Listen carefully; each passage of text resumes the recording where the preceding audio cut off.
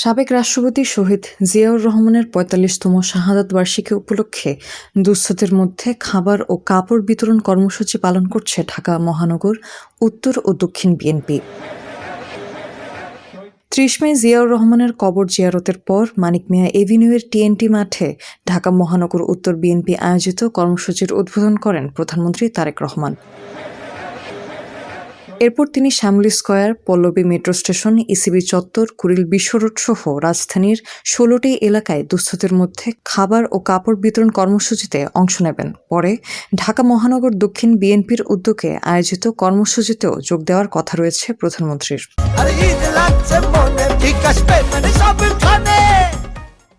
শহীদ জিয়া বলতেন, কথা কম কাজ বেশি।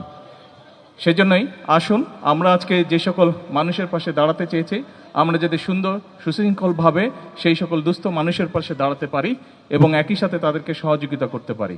শহীদ জিয়ার রাজনীতিই ছিল মানুষের পাশে দাঁড়ানো, মানুষকে সহযোগিতা করা এবং দেশ গঠন করা। আসুন নেতৃবৃন্দ, আজকে শহীদ জিয়ার এই ৪৫তম মৃত্যুবার্ষিকী উপলক্ষে, শাহাদাত বার্ষিকী উপলক্ষে আমাদের আজকে শপথ হোক যে আমরা শহীদ জিয়ার সেই দীক্ষায় দীক্ষিত হয়ে আমরা দেশ গঠনের কাজে নিজেদেরকে নিয়োজিত করব ইনশাআল্লাহ।